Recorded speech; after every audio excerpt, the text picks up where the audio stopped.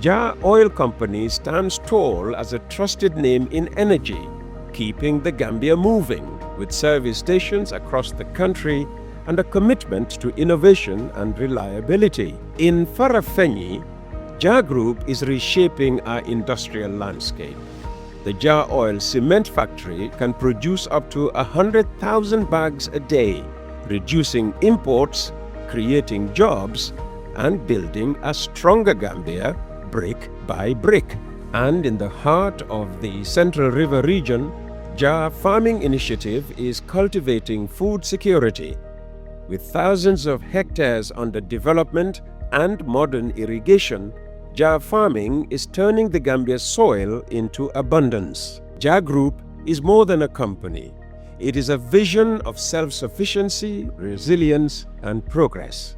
The Jah Group of companies, investing in industry, agriculture, and energy, building the Gambia's future today.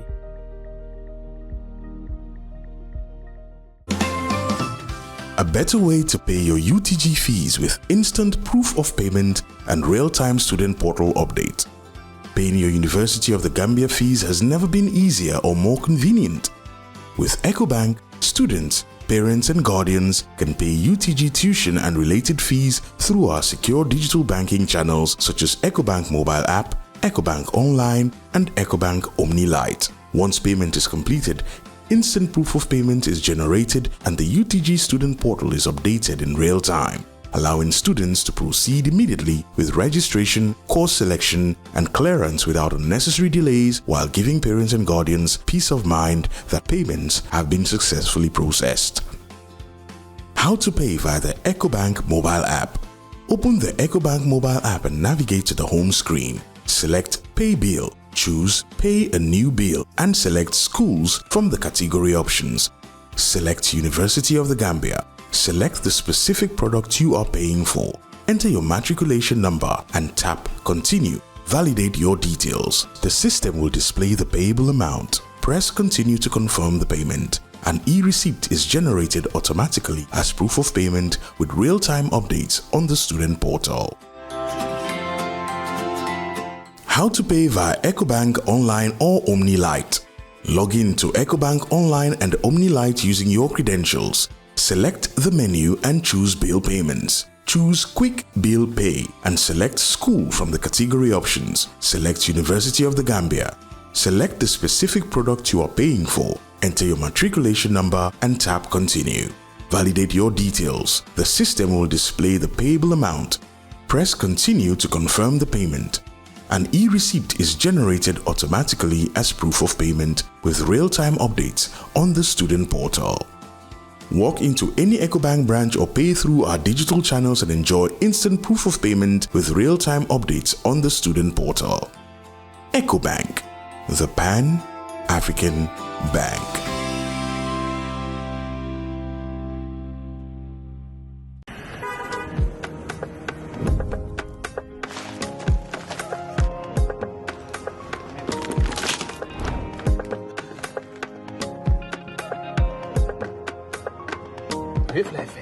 Santa yàlla.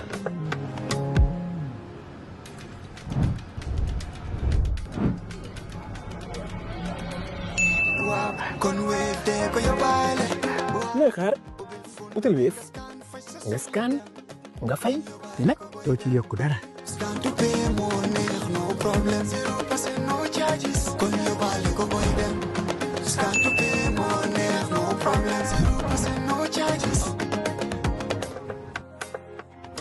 In between my questions, a question. I'll take, one or two from the audience. Good morning, Peter. Many people in this country have serious concerns with regard to the registration of parties. Elections are less than 7 months away and nothing seems to be happening. Can the spokesman comment on this? This is an IEC question. Yes, so I think the IEC has a better spokesperson than the government spokesperson. I do not know the specifics of the registration process, and I would want not to dwell on stuff I'm not okay with. Peter, with respect, I respect the question, and I'm sure the IEC, they listen to this, and I'm sure they'll be able to address this, when and if they think it's appropriate. Good morning, Uncle Peter. Please make it clear to Honorable Sankareh that we are not frustrated by what happened in Conakry, Guinea, Senegal, or the Strait of Hormuz. We are frustrated by the government's incompetence in ensuring that small Gambia provides sustainable and reliable energy. We have records of investment made to NAWEC since 2017. Now that we have outsiders taking care of our state house, security, energy supply, and sea, our daily life depends on them, somebody who signs off as Anthony Gomez. Okay. He said the Gambia is a small state. Yes. In political theory, Gambia is a microstate. It's a microstate because it's small and is not as endowed as all these countries. I don't think that's the context in which he's using small. He's using small to say that given the amount of money that are pumped into this country, it should have been very easy to make us not just to make is it Sukuta or which one? Is it Bruford that is the Dubai of the Gambia? We should have been actually the Dubai of the entire continent. No, small in the sense that I understand, Peter, what the man is asking. Should not be a difficult country to develop. Yes. Arguably, yes. Inarguably, no. The Gambia is small. There's no doubt about that. Okay? Adama Barrow came to power 9-10 years ago. The Gambia was independent some 60 years ago. So the totality of the tenures of presidencies, put together, you look at what has Barrow done out of those 50 years. We were just talking about the roads. The combined mileage of Jawara and Jammeh put together is 800 kilometers.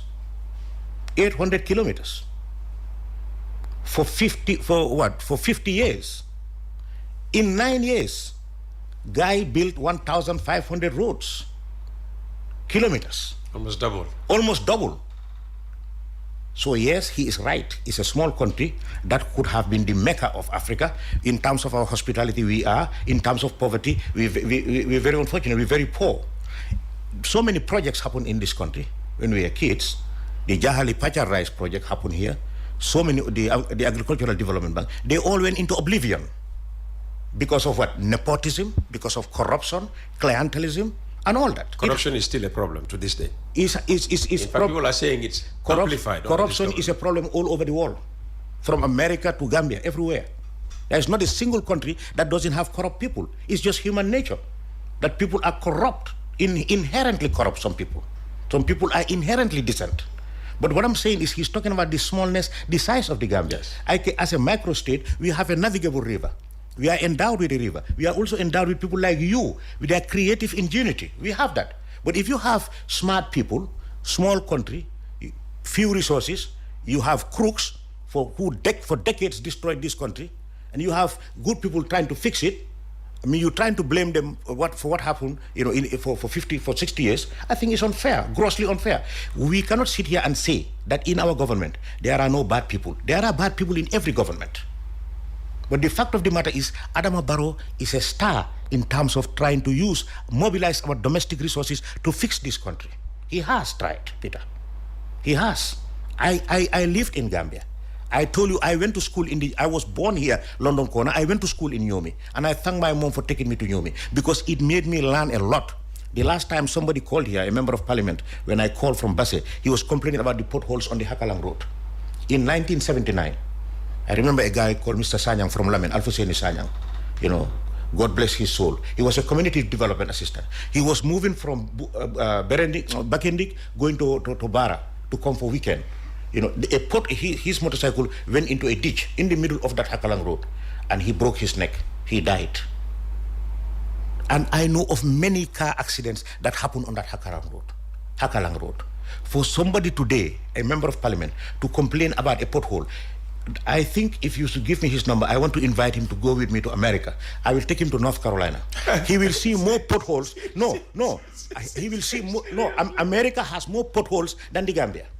Because potholes are not only caused by poor infrastructural development, it is also caused by the weather. The pummeling and pumping of vehicles. It is caused by adverse weather conditions. Okay, the movement of the earth, some geological forces, they all cause earthquakes. What is it called? Ice, water, rain, wind. We don't have that. We don't have any of that. We have water in the rainy season. And in the Hakalang, we don't have ice. Yeah, you go to the Bunyadu Bolong. There's so much water, runoff water. I lived in Berending for 4 years, Peter. I know Nyomi, left, right, and center. So some of these people who sit here and comment about this road, I lived it. I live in it and I lived it. I know it. Like Baro in Mankamankunda, I lived in Nyomi. One side of the river, the other side of the river. So these are memories coming to work. These are kids who suffered going to school. These are kids who saw their moms, their sisters being ferried on horse-drawn carts to go to the nearest clinic. Before they get there, they died. So what has replaced that today? The chief of Central River, one of them, former chief, stood there at Keleng Bush Town 5 years ago. I was witness to that. He said, today, we can brag that our roads are better than the roads that lead you to State House. I think that's a significant development that we have to recognize. So Peter, you cannot develop a modern state without roads. These roads are crucial. The ambulances will have to go on a road. Can you imagine, Peter?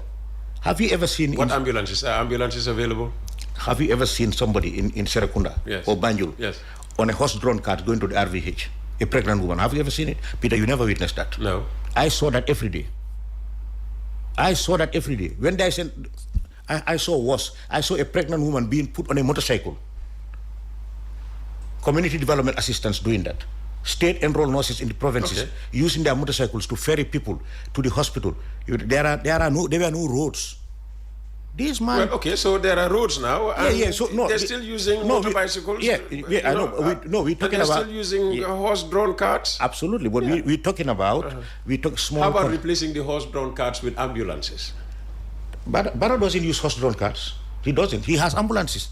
There was a project that brought ambulances all over. In fact, there was a villagization of ambulances. The villages would now own their own ambulance, take care of the repair costs. Dr. Samate did that in 2021. They said all those ambulances broke down. Well, I went to a village with some investors. And the idea was to help the Barrow government have more boreholes to ameliorate the water shortage. One particular village, the moment they knew I was around now, afo Barrow enko ndola pompo tinya dale imagine pompo tinya. I called the Minister of Water Resources. It turned out that it was their responsibility, the little funds they were putting together to fix that tap, and they wouldn't want to even use their funds to fix it. And now they were waiting for the government to come and fix it. You see, under Jawara there was what they call Tesito. People, out of their own ingenuity, would come together. They would even farm and land and take that money and put it in a bank, and that will be fixing their village problems. Development is not just government, Peter. It's all inclusive. All of us, everybody has to chip in. I'm not saying that the Gambia government should mortgage its responsibilities to villagers. That's not the hypothesis.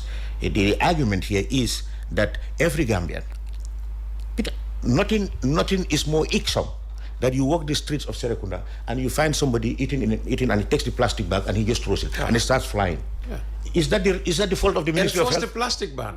Enforce the plastic ban. It's interesting. You reference plastic because immediately after the Tobaski, goodness me, you should have driven along the Westfield Bamboo road. Plastic all over the place. I don't think there is an effective ban on plastic. I'm saying this on radio. Plastic is more rampant today even. It's not only plastic. Big men standing...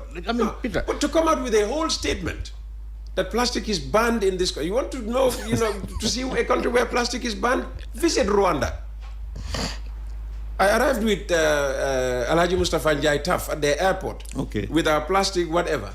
Politely, people came up to us, took our bag and replaced them with paper bags. That's how you enforce a plastic ban. But no, nominally there is a ban. There's no, actual ban on plastics. You should have seen Serekunda, in the immediate aftermath of the Tobaski feast. I saw it on TV. Yeah. No, it's a shame to say that plastic is banned in this country. And at some point, people were supposedly convicted for importing plastic. or plastic violating the law is alive and well in this country, trust me. Thanks for the program. Can you ask your honorable guest why he refers to my beautiful Gambia as a poor country? I have a belief that with all the human resources, the abundance of water and fertile land, I find it very difficult to comprehend the notion that the country is poor. Thank you for reading and have a good day. Somebody who signs off as Amadou. Thanks, Amadou. Amadou maybe doesn't understand what I'm saying. Well, make him understand. Zaire, Zaire, Now DRC. yeah, is one of the richest countries in the whole universe, in the entire universe. True. Yet the Zairian people are probably one of the poorest on earth. True. You see, so to be naturally endowed doesn't actually translate into a quick fix out of poverty. You know, so that's my answer. Yes, yes. I know I am poor. I know Peter Gomez grew up poor. Are you still poor, Peter? I am poor. Okay, so you see, so it's a relative term. Yeah, the river Gambia continues to flow. You know, beautiful river. You know, the people continue to smile, very hospitable. But then Gambia is a very poor country, and to say no to that You are angering Amadou even more. No, Amadou is a reasonable person because angry people, when they text, you can decipher from their language, they're angry. So he loves Gambia, just like me. I love Gambia, Amadou, and I want Gambia to be one of the richest countries. Yeah. Unfortunately, truth is truth. You know, we are a poor country. And you won't shy away from the... Yes, we're a very poor country. Okay. Peter, you know these politicians, when they speak, if you have a daughter, you might even give it to them. But in reality, Gambians are suffering. We're talking about NAWEC, lack of electricity. He is talking about roads and ambulances. And you dare to laugh? No, Peter, we need humor in everything we do in life. You know, so, well, this is a citizen, that's his opinion. I respect his opinion. I ask him if Does it not worry you? Ask him if he has a daughter to give. Does it not worry you that increasingly people are seeing you as a politician? Well, I wanted to object to that, but it's okay. Well, I'm politically appointed. You know, I'm not a civil servant. I hope they know that. I'm not. I left the civil service 2021, so I'm no longer in the civil service. Because you're a politician. Yeah, increasingly I saw my job was very contradictory. As a government spokesperson under the civil service rules, I couldn't make certain political commentaries. You know, and I told the president that I think I have to leave this job, and then he said, no, we can do it, you know, you leave. So I left the civil service, and then, you know, so honestly, I can also be standing. For the next message, I mean, you met him recently. Who? Your employer, the president. The government. Your CEO. Chief Executive Officer. You know. At the office by the lake. Yeah, right. What did you talk about, you know, when you last met him? About the country, not private, of course. Well, sometimes when you talk to him also, what you learn is a lot of admonitions. I remember he told me that eventually, when he leaves office, he wants to be moving around freely in the country, meeting common citizens, doing, you know, community projects, helping people, you know, going to the villages. And then he advised me that if you are in government... Why would he raise that now? Is there a possibility that he might not stand in 2026? No, December 5th? Absolutely not. Yeah? President Barrow is our bona fide candidate. Is the bona fide candidate for the of the government is the bona fide candidate of the National People's Party.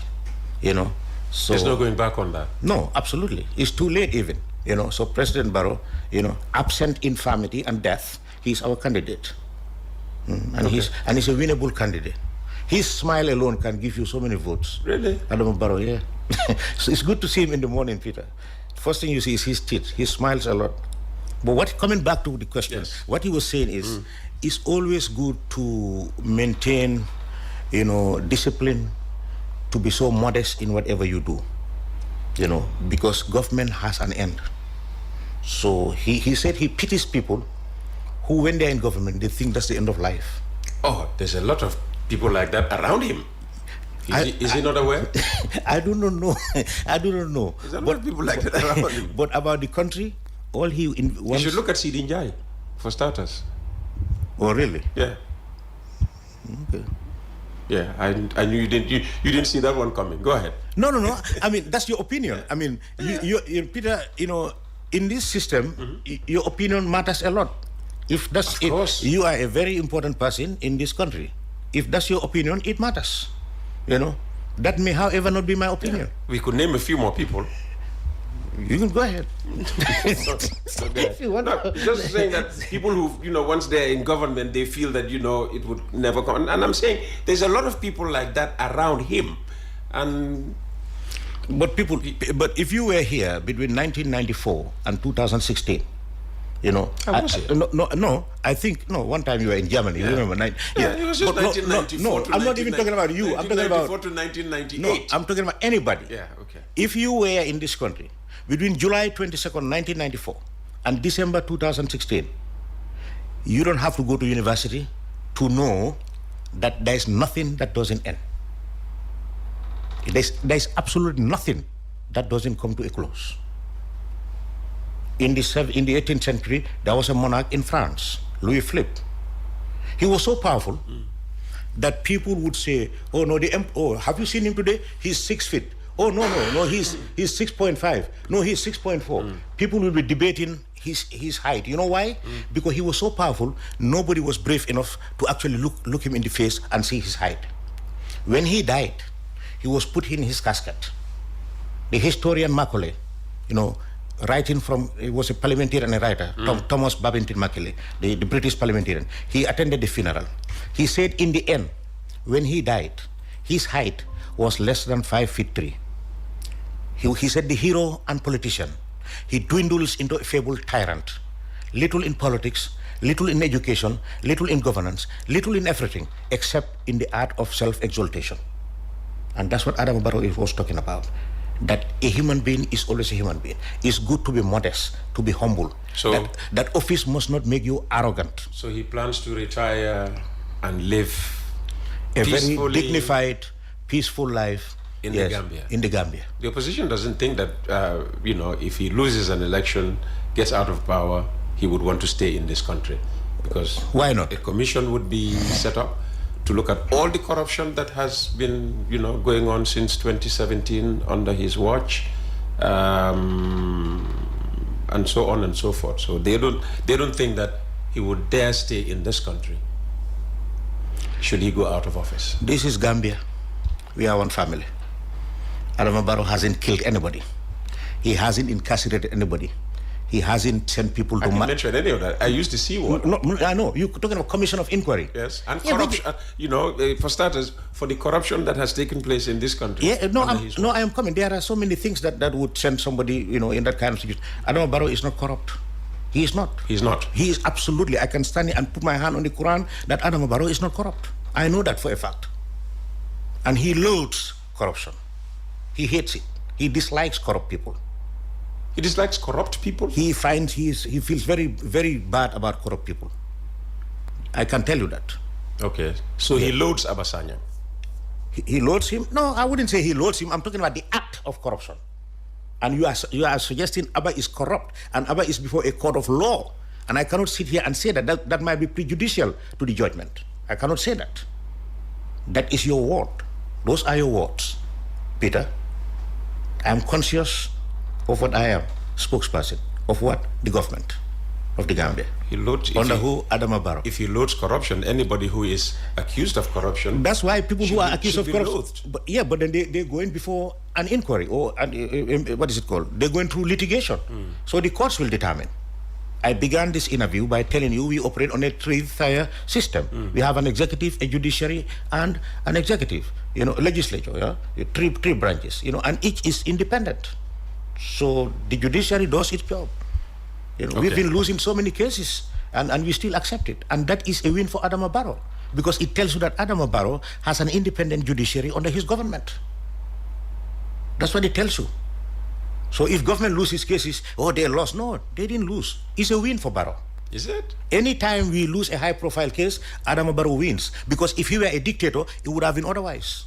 So he's not a tyrant. He doesn't dictate the judges. He doesn't tell them how to run cases. No. They do stuff that they like, based on the law. Morning, Uncle. Sankareh is right about the Nyomi Bakindiki native. Is it Nyomi Bakindik or Bakindiki? Bakindiki, they say Bakindiki. Bakindiki. They have two Bakindikis in Nyomi. They have Bakindiki Koto. We're going to fast and then they move to... you know, that last syllable never, you know, I used to hear Nyomi Bakindik. Yeah, Bakindiki. Okay. Whatever you say is This fine. one says Nyomi Bakindiki native, Okay. whose motorbike plunged and he died. And he goes on to add, his two children are currently working in the Gambia police force. You see? So somebody just... Validated. Yeah. You see? Uncle Peter, when the MP was mentioning potholes, this was because these were before even the commissioning of the roads. So people of you know, NBR are texting in. Hi, Uncle Peter, let the government spokesman know that it's painful that right now we are not having electricity. We are having electricity, but I can't even weld correctly due to low voltage from NAWEC. So even those who have, even the electricity they are giving, you know, can you say substandard? He didn't say that. Is inadequate? No, he said is of poor quality. No, he said low voltage. Yeah, he never said substandard. Low voltage is poor quality, but not substandard. Okay, substandard no, but poor quality electricity supply. Because if you're a welder and the electricity you're getting cannot power your tools, you down tools. You don't have, by the way, that person was texting from London Corner to suggest that power has now gone to London Corner. But now the power you're feeding us cannot even power our, appliances. Here's a welder who cannot work. Probably my freezer full of mutton. But it's going to go still. Yeah. Well. Yeah. Peter. Thanks. Yes. Anything to add? No. I mean, just final words, maybe. Just that is our country, Gambia. Let's continue loving the country. Let's continue criticizing government, so that government also will know that we need to adjust here and there. Let's continue giving good ideas to government. You don't always have to criticize. If you have good ideas, you can send them here or send them to a particular ministry. I think that's how a government works. That's how a population develops. Every day you lament, it's good to lament. When you lament, those in power will see. But also, maybe if you have better ideas than those in power, sometimes it's good to come with those ideas. Just occurred to me that I didn't question you about your diaspora advisory role to the president, because apart from being the government spokesman, you are also his advisor on diaspora affairs. So what concrete steps are being taken to strengthen ties between Gambians abroad and State House? So many steps. Government wouldn't just go and announce that X, Y, Z. But then, honestly, since Barrow came to power, many people, diasporans, have returned home because of the promise, of a very stable polity. There are so many investments going on that are done by diasporans or run by diasporans in the government. I have even seen diasporans who were academics in universities in America, tenured professors, left, and they're now heading institutions here as directors. Even Gamtel is headed by a diasporan who was my junior at Nusrat, and then we went to America together in North Carolina. The ambassador in India was my roommate in America. He is a diasporan, an American citizen. The ambassador in Turkey is a diasporan, an American citizen. The ambassador in Brussels is a British citizen. The ambassador in Morocco is a British citizen. I think so many. Maybe I need a British passport to be made an ambassador. Yeah. So we have diasporans are really littered, if you want to use the word, in our government. Oh, really? Yes. So many. Yeah. So many diasporans. There are many. I'm thinking about so many now as we speak. Yes, so the diaspora really continues to be an integral part of our political system, our economic system, and our social fabric. You know, they invest. The construction industry is going on. Most of these beautiful houses you see around are constructed by diasporans. You know, they contribute knowledge, they contribute financially, they contribute socially. They also go back to their villages and they invest in cattle production, in agriculture, and so many other things. So basically, and also as diaspora advisor, also I'm somehow a gatekeeper, because sometimes people also want to come just by virtue of their diaspora-ness. They want to take advantage of that and come and do criminal activity. You know, sometimes people who are very shady, that we know of their activities, before they get to State House, the president is alerted.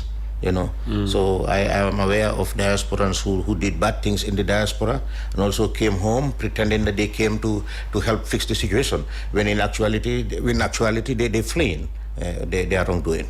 So diaspora advisor is also a gatekeeper in that respect. Okay. So you point out the bad ones to him, you know, from no, the good ones. I didn't say I do, but I'm saying there are bad. You're the advisor. President Faye was here to seek President Barrow's support for the candidature of his nominee, a retired Air Force general, for the ECOWAS presidency. Somebody said that? Yes.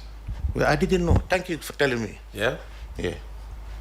It's good. You probably know. I just said, the man suggested something. I didn't know. I told you, citizens should be coming with ideas. You probably know. And maybe Barrow said, don't discuss this yet. No, but the man's candidature is all over the horizon. Yeah. You know, Imam sent it to you, didn't he? Yeah. He sent it to you? Well, who is Imam, by the way? Our grand brother, Sheikh Alhaji Pap Sen, our mentor, our big brother. Our everything. Yeah. Kubala. Yes. Haripingoni Sise. Thanks for coming. All right, Peter, my profound pleasure. Thank you so much. A better way to pay your UTG fees with instant proof of payment and real-time student portal update. Paying your University of the Gambia fees has never been easier or more convenient. With EcoBank, students, parents and guardians can pay UTG tuition and related fees through our secure digital banking channels such as EcoBank mobile app, EcoBank Online and EcoBank Omni Lite. Once payment is completed, instant proof of payment is generated and the UTG student portal is updated in real time, allowing students to proceed immediately with registration, course selection, and clearance without unnecessary delays, while giving parents and guardians peace of mind that payments have been successfully processed. How to pay via the EcoBank mobile app. Open the EcoBank mobile app and navigate to the home screen. Select Pay Bill, choose Pay a New Bill, and select Schools from the category options. Select University of the Gambia. Select the specific product you are paying for. Enter your matriculation number and tap Continue. Validate your details. The system will display the payable amount. Press Continue to confirm the payment. An e-receipt is generated automatically as proof of payment with real-time updates on the student portal. How to pay via EcoBank Online or Omni Lite. Log in to EcoBank Online and Omni Lite using your credentials. Select the menu and choose Bill Payments. Choose Quick Bill Pay and select School from the category options. Select University of the Gambia. Select the specific product you are paying for. Enter your matriculation number and tap Continue. Validate your details. The system will display the payable amount. Press Continue to confirm the payment. An e-receipt is generated automatically as proof of payment with real-time updates on the student portal. Walk into any EcoBank branch or pay through our digital channels and enjoy instant proof of payment with real-time updates on the student portal. EcoBank, the Pan-African Bank.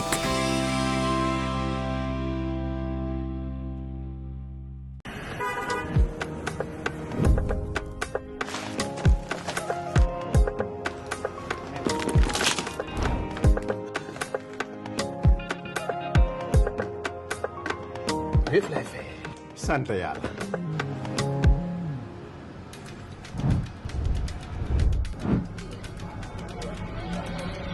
Wow. looy xaar utal Wave nga scan nga fay te nag doo ci yokku dara.